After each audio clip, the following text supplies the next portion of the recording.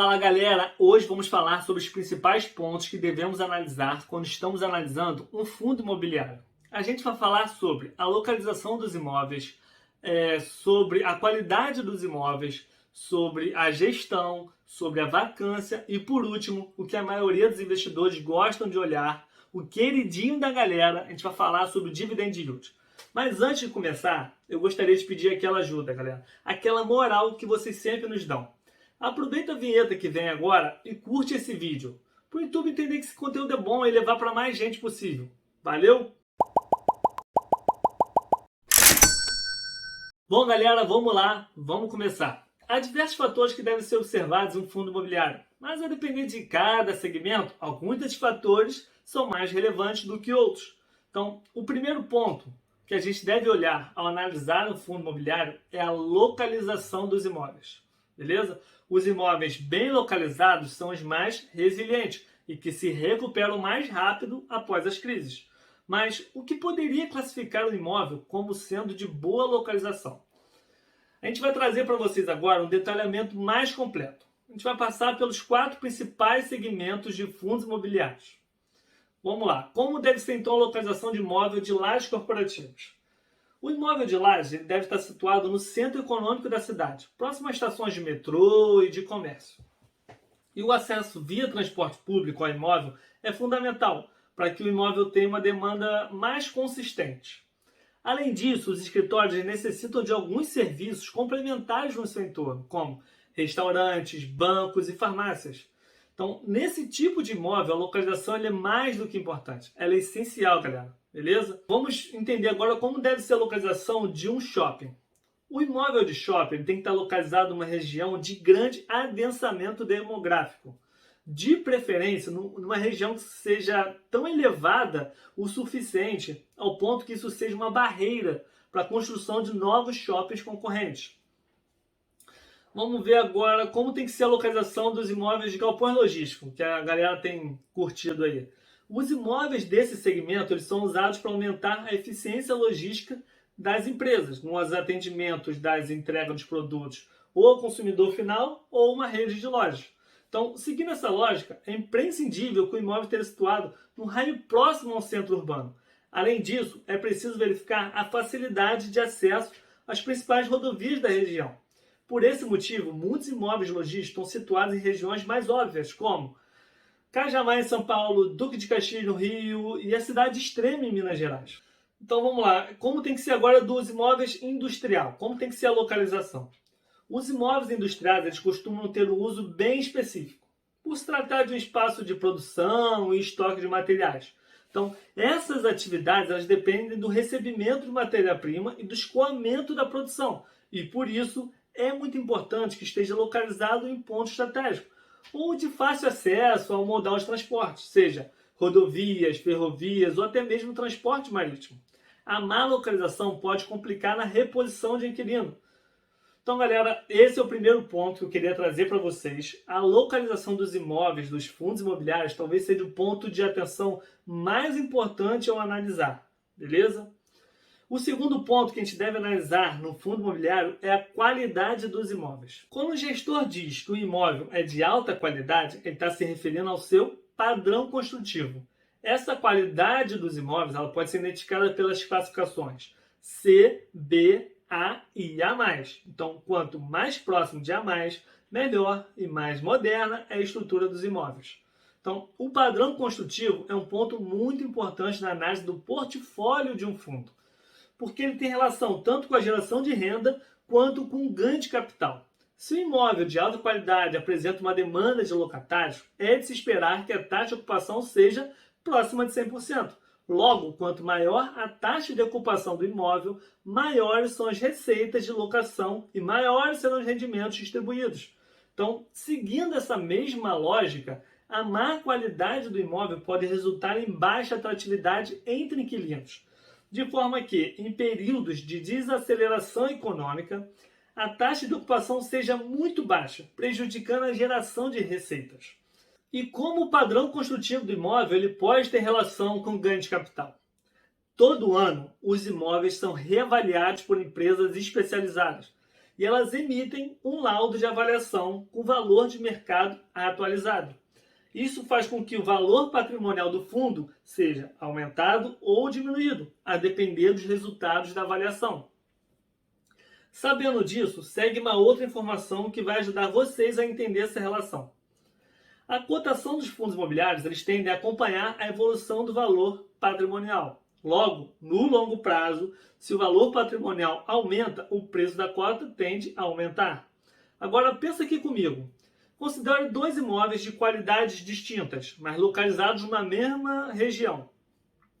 É de se imaginar que o imóvel com alto padrão construtivo tem um potencial de valorização superior ao imóvel de menor padrão construtivo. Dessa forma, o primeiro ele tende a ter um aumento de valor patrimonial maior. Então, a qualidade dos imóveis é o segundo ponto que eu queria trazer para vocês, galera. O terceiro ponto é sobre a análise da gestão dos fundos imobiliários. A análise sobre a gestão talvez seja o risco mais ignorado pelos cotistas, principalmente os iniciantes. É natural que no início você julgue que, pela experiência do gestor, ele tomará as melhores decisões. Os gestores têm realmente bastante conhecimento sobre o mercado, mas acontece o seguinte: muitos gestores se veem pressionados a tomar riscos para conseguirem superar o mercado.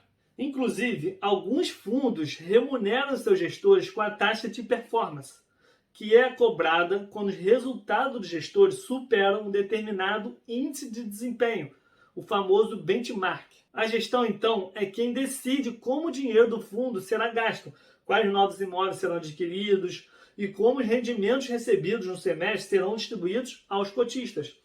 Portanto, uma boa gestão é fundamental para o sucesso do fundo ao longo dos anos. Mas analisar a gestão de fundo não é uma tarefa simples, é bastante subjetivo. Não tem uma receita pronta. O que a gente recomenda é o seguinte: é ler bastante, sempre que possível, os relatórios gerenciais e compará-los, para tentar identificar os gestores que fornecem as melhores informações e de maneira mais transparente possível. Uma outra forma de avaliar a gestão é através do histórico de resultados do fundo e de outros fundos que sejam da mesma gestora.